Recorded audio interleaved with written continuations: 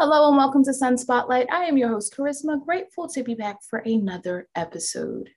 In addition to these interviews that I do every Thursday at noon, I also write a weekly column for the Philadelphia Sunday Sun, which you can read on newsstands every Friday. You can also check us out online at www.philasun.com and be sure to follow the Philadelphia Sunday Sun on all social media platforms. Today, I am so excited to be speaking with not one, but two of the incredible talents behind Peacock's Bel-Air. It is my pleasure to welcome to Sun Spotlight Jabari Banks, who plays Will Smith on Bel-Air, and Morgan Cooper, who is the writer and director of Bel-Air. Hi, guys. Thank you so much for being here. Thank you for having us. Thank you. This is great. Pleasure. Jabari, we're kind of having a full circle moment because my brother is the one that did the mural of you at the airport. No lie. That's crazy, yo. He did a great job. We touched down and we were looking for it, but we heard it was in Terminal E. We were in the wrong terminal. Yeah, I saw that. I'm definitely going to see it. That's awesome. Yeah, I was so excited. I told him, I was like, guess who I'm interviewing today? And that's really wild. Tell him he did an amazing job. I will. Yeah. And speaking of amazing job, the show is phenomenal, guys. Like, it's so good. Thank you. It's so good. Thank you so much. Jabari, what does it feel like for you to be playing such an iconic character that's really spanned generations? I mean, it is an immeasurable amount of pressure, but I don't feel any of it. You know what I mean? I'm just grateful to be in this position, and grateful to be able to pay it forward someday to, another kid that looks like me, the same way that, Will did to Morgan, and then Morgan did to me, you know what I mean? And trusting someone in a vision, it's an amazing opportunity. It's once in a lifetime, and I'll never take it for granted. That's amazing. Yeah. And Morgan, for you, especially because of how this all kind of came together, I think it's so cool that you got a concept, shot the trailer, and then all of this incredible, how does that even happen? So can you talk about just that process and kind of how surreal it is? Yeah, it's interesting. When the idea hit me, I knew it was something so special, and something that, I don't know. For me, it always just starts with passion. You know what I mean? I always say, keep the same energy, no matter what the idea is. And this just happened to be the idea that landed on my heart. And I knew it was something I had to make happen. And so, in terms of the pressure of it, I love pressure. You know what I mean? I love pressure. I want that responsibility. I knew the responsibility of taking on a project this magnitude and creating something, that is so beloved in terms of the IP, and you know what I mean, but I wanted that responsibility from the start. And so for me, it was just all about expressing from an honest place, surrounding myself with other brilliant minds. And when you do that, how can you go wrong, especially once again when you're sincere in your endeavor to create the project. So yeah. And what does it feel like to have the support of Will Smith behind the show? That has to be amazing. And that's just the cherry on top, for real. That's just amazing, right? It's the fact that he's co-signed Morgan's vision, saw it all the way through to this, and he's backed us throughout this whole process, and he keeps pushing us on his page, you know what I mean? Full support. That's amazing. That's all you could ask for. And the Smith family loves it. They support us 100%.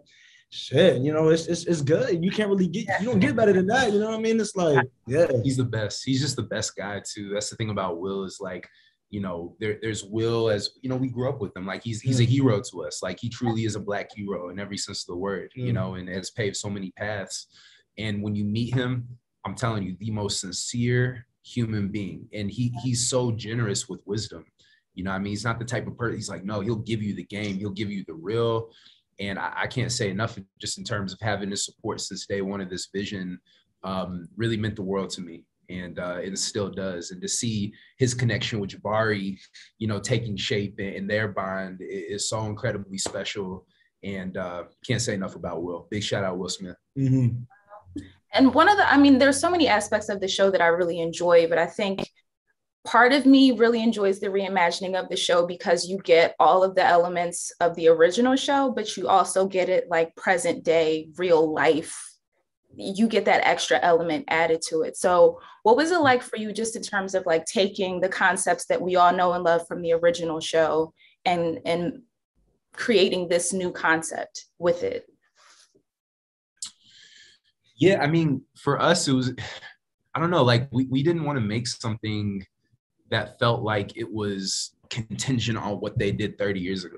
You know what I mean? It's like, I think that's a really dangerous way to create, is like when you feel bound to something. It's like all of the nods and stuff that we did, you know, for the sitcom were all very, very organic. There was never a formulaic, oh, like we have to write to this because this happened. It's like, no. Like when it feels right and it's organic and it's fly and it's got that energy, let's do it. Let's have fun with the art. But we never wanted to put a box on what we were making and because that's a reboot. You can't reboot the Fresh Prince of Bel-Air. You can't do it. You really can't. That would have been really bad. Yeah. Yo, there was one point we was talking to some reporter. She was like, so you gonna do the Fresh Prince theme song, but it's like trap? I'm like, nah, like no one wants that shit. Ever. No one wants that shit. Like that's the Hollywood way of doing it. Exactly. And exactly. This idea wasn't born in a Hollywood studio.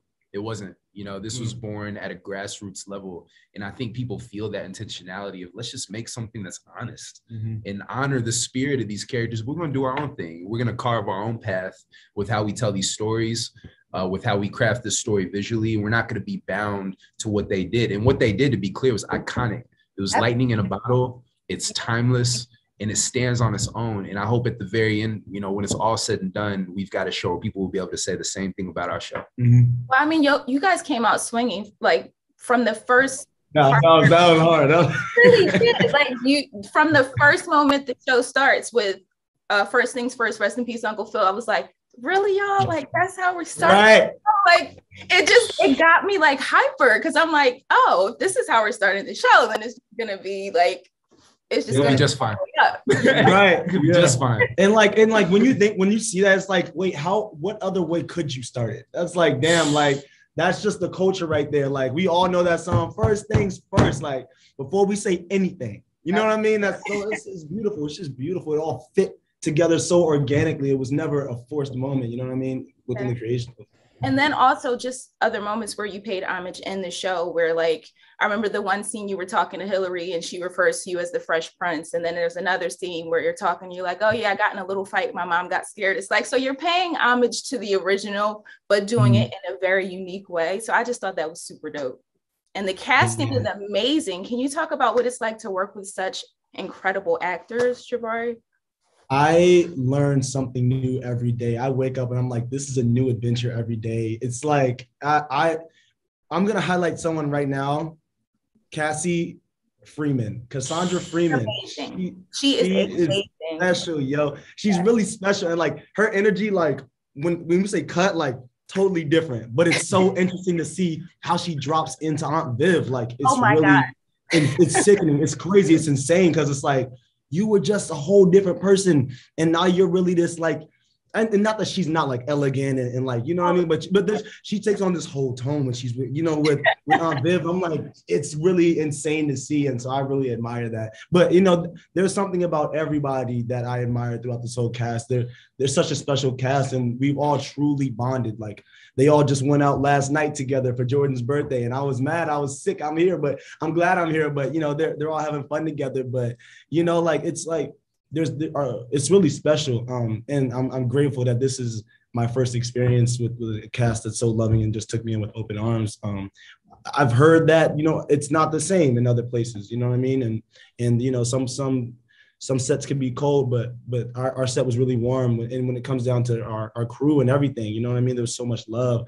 Like we have a trailer, we call it the love trailer. And it's the makeup and we got all the aunties in there. You know what I mean? It's beautiful. It's just like you go there every day and I just look forward to seeing everybody. And so the team that poured love into this project, how could we not get love back? You know what I mean?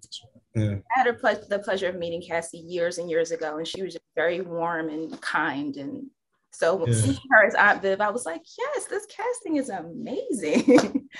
It was great. Yeah. One of the other aspects of the show that I really like is I feel like you really do touch on a lot of things that happen in our culture and some of the conversations that we have kind of privately that other people aren't always privy to. And with that, I mean, just some of the concepts in terms of selling out and this kind of forced idea that Black people can acquire a certain level of wealth. And if you do, like, are you still connected to, you know, who you are as a person and your community and not forgetting where you came from? So can you talk about some of those concepts and just how they impact you personally as Black men in the industry? It's a great question. Yeah. It's a great question. I mean, you know, for us, it was all about like telling honest stories, right? And so like a lot of it is just a byproduct of like, okay, you know, young Black man from West Philadelphia coming into Bel Air, like what would that actually look like? Like what would that culture clash look like with his cousin, 16-year-old young Black man who lived in Bel Air his entire life and who spent his time in a lot of white spaces, you know, feeling like on the outside looking in and feeling like he has to assimilate in order to survive and thrive in that environment. What happens when they start having a conversation about certain language that's being used? You see what I'm saying? So it's just, and you know, see what I'm talking about, you know, just like these are, because it's important to have those uncomfortable conversations. And I think when you watch it, it's kind of a painful scene to watch because it's uncomfortable, but it's real. And it's the stuff that a lot of people don't want to talk about. But no, let's bring those issues to the forefront. Let's have those conversations in terms of money and wealth and survivor's guilt. Like those are all things we explore. And, you know, as, you know, just thinking about my career, as I built my career and, you know, there were people I used to run with growing up who maybe took different paths in their life and, you know, having to wrestle with at times feeling like, damn, like feeling guilty because I wish they could be here as well, you know, those types of scenarios. And so there are a lot of the themes within the show that candidly are very cathartic, you know, and it's important to express because in my mind, it's like, well, you know, if this is cathartic for me and maybe allows me to, you know, heal in some measure, right, of some of those feelings, maybe it'll connect with somebody else out there who feels it as well. Maybe it'll inspire someone to say like, no, I can do it too. You know, that's what it's all about. So yeah, I think we get to see that through the character of Uncle Phil too, like as he's crawling up the ranks, you know, and what it looks like to, you know, be a successful Black man, but also needing the help from your old fraternity that you know, haven't been a part of in a while and what that looks like. I feel like that's very important to talk about. And, you know, he's running for DA now, and every question that, you know, people are asking them, they're like, how big is your house? How much money do you make? Da, da, da, da, da. And it's like, are you still connected to your community? Like that's a conversation that we're having throughout the show, which is really important. It's a huge through line, like, you know, episode 5, when Trey comes out and, you know, reconnects with Will for the first time after the incident. And, you know, very emotional episode. And I think something somebody, you know, a lot of people can relate to of like when you find yourself in a new situation, but you still want to be down where you're from, you know, in that intersection, you know, is very challenging to navigate, right? And so we just want to be real. That's what it's all about. Have real conversations. We tell all of the writers that come into the room, bring your stories, bring real stories, bring your honesty, and know it's a safe place to express that vulnerability. So I felt it on a number of levels because I grew up in Philadelphia. So at a certain point, my parents made the choice to move us because the neighborhood that I grew up in initially was rough. And a lot of my friends and colleagues were choosing a different path, and a lot of them aren't here anymore. And I remember one time being a kid, and I was embarrassed because I was kind of a nerd into books and chess club and all that stuff. And I came home crying because the kids were teasing me because they said I was talking white. And so my mom was the president of the home and school. And the next day she came in with her pants like baggy and was like, yo, what's up, to make a point. And I was mortified.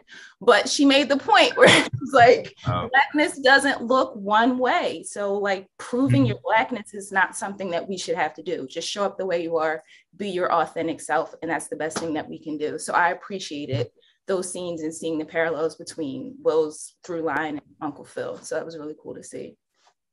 Do you guys have a moment where you are looking back at the show now? Like, I know for the public, we're only on episode 6. I got to see up until episode 8. Do you have a moment where you look back and you're like, this is my favorite moment in the show so far? It's tough. That is really tough. A lot of great scenes. It's so it's so you know, there's a scene coming up in episode 9 that is unbelievable. I'll just put it that way. It's an unbelievable scene. And I won't say who it's between because it's low-key kind of a tone spoiler. Okay. But golly, like I played it the other day, and on the flight, I was doing some notes on it for post, and you just like thinking about it right now makes me emotional. It's so good. And there's so many, I mean, goodness, in this most recent episode with Jabari and Adrian, you know, in the office, you know, after you know, Will is you know, online, he's getting, you know, basically he's getting roasted online, and he's getting cyberbullied, and that what Jabari is so giving, you know what I mean? He's such a giving actor, in the way he's able to express vulnerability and all this wide range of emotions is so dynamic. And I was very, very moved by that performance. Yeah. Jabari, do you have a moment? I know it's hard. I know I'm putting you on the spot. No, and I there's a few. I think actually, like that moment between me and Carlton in the locker room, like, in the scene after that, like that was the scene that was just so electric to film. And then when I saw it, I was like, damn, that was like, Connor Chad, Brad. Yeah, that scene, because we had been doing that scene like forever. Like we did that scene. That was our like audition scene. Yep. And so like when we was time to film it, we were already on it. I knew it was gonna be great. And then watching it, I was like, it's perfect. Because it just expresses how we all felt, like definitely in that moment, like, damn, you really gonna let your white friends say that? Like, you know what I mean? Because like I didn't grow around a lot of white people. I'm definitely not used to white people saying that. You know what I mean? And so like every chance I get to like tell like, oh no, you can't say that, like I will. You know what I mean? And so I felt for Will in that moment. I was like, that's a really powerful scene. That scene and the scene with Will and Phil in the foyer when he's like, I'll give you every opportunity to create the world that you want to create. That was like, I'll never forget filming that scene. Yeah. I will. I was tough. Yeah. Little tidbit about that scene. So I remember Jabari, you know, the moment, the apex of the scene in my mind is when Jabari, you know, sheds tears and he says, you know, I can handle mine. I never had no daddy. I've been my own man. And I remember before that moment, and just to show how special Jabari is and what a great toolkit and what a brilliant actor he is. Phil asked him the question, like, do you care if you live or die? And Jabari didn't say a word for almost 2 minutes. And I remember himself, you know, allowing himself to drop into that emotional space, that vulnerability that he was about to express. And I knew after that take, I said, Jabari's going to the moon. Yeah. Oh, this dude's gonna have every award you can imagine in his, you know, in his case, you name it. You know, he's got it, and he's the real deal in every way. He's limitless. This man can do anything. And it's amazing to see. Number one, it's amazing to see the two of you brotherhood just on camera right now. It's really cool to see. But also some of the parallels between you and Will, and just how even your career trajectories right now are very similar in terms of how he started with this show, how you're starting with this show, and really just having these huge shoes to fill. And you're like, okay, well, I'm just going to jump in both feet and do it. And what else can you do? What else can I do? Like, I was like, yo, like for real, like after I booked the role, I would say it was like 2 weeks, right? We were filming. So I was like, it wasn't like I really had a moment to. He had no time to listen. Jabari, 3 days later, it was the hair and makeup test. Yeah. He was there at Universal Studio, walking on that lot, doing our hair and makeup test. And then a week later, we're in Philly. Yeah. That's how quickly he was able to adapt to this whole situation. Never look back. So yeah, pretty special. We've literally been going ever since. Wow. What was the auditioning process like for you, just in the beginning, just kind of even getting the call to have an opportunity to audition for this incredible show? It was amazing. I was actually sitting on my friend's couch, and I had like sent in another audition. And at that point, I was jaded. I was like, oh my God. Because that was like my 110th, audition or whatever. I don't hear nothing back. And my manager, he's always like, oh, it's gonna happen real soon. I know it. It's gonna happen real soon. He's sitting over there. That's why I'm looking over here. And I got this call, and he was like, yes, for this character named Will on this show called Bel Air. And I was like, Bel Air, Will. I was like, wait, what? So I looked at the call, and I was like, this is me. I was like, wait, hold on. So I immediately locked in. Actually, at that point, I was moving. So I was like moving to New York at the time from Philly. Wow. I was living in North Philly, and it was crazy. So, you know, I sent in my initial audition like in July, late July, and then I ended up booking the role August 28th. So yeah, so it was a wild ride of a callback, you know, callback. And actually, I don't know if you've seen the video of when Will surprised me, but I actually got onto that. I got onto that call thinking that was an audition because of this dude. You know, they wanted to surprise people. You know, I thought it was a special moment. It was a special moment for sure. I'll never forget that moment. I'm forever grateful for that moment. You know what I mean? Because damn, like, you know what I mean? Like that's my superhero right there. You know what I mean? Like they always say, like, don't meet your heroes. I don't want to hear that. You know what I mean? Like my hero is great. My hero is great, you know? Yeah. That's amazing. The whole story is just incredible. What do both of you hope that, you know, after this first season, and I'm claiming second season, because if they don't greenlight this, I just there's no good news for you, Kharisma, because we're season 2. Yeah. I was hoping. Yes. So. I was gonna say, if this show doesn't get greenlit, like, what is the process? What is the we trying to get that season 3 and 4. You know, that's the goal. I don't doubt either. But what do you guys hope, you know, after this first season and then even going into the second season, that, you know, folks that are watching and, you know, inviting you into their homes with this story, what do you hope that they take away from it? That's a great question.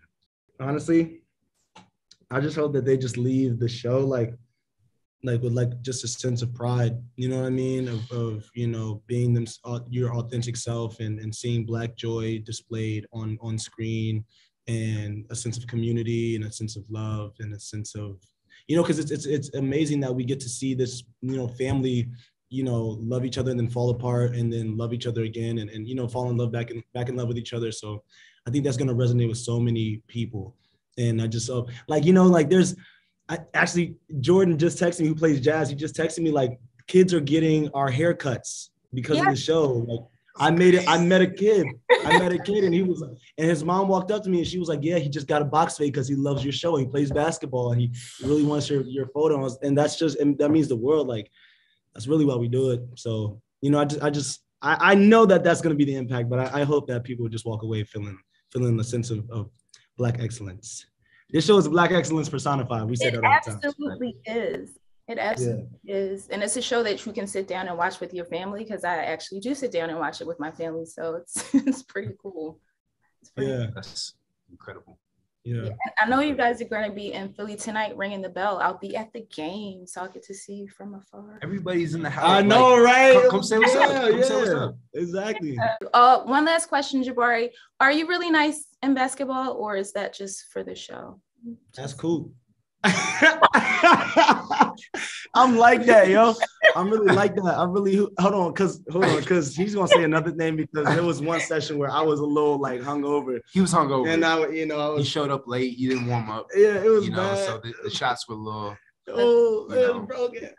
No, let me tell you the truth. Like, Jabari can hoop. Jabari can really, really hoop. Honestly, like he's got a nice handle, nice jumper, good fundamentals. He's fast. He's explosive.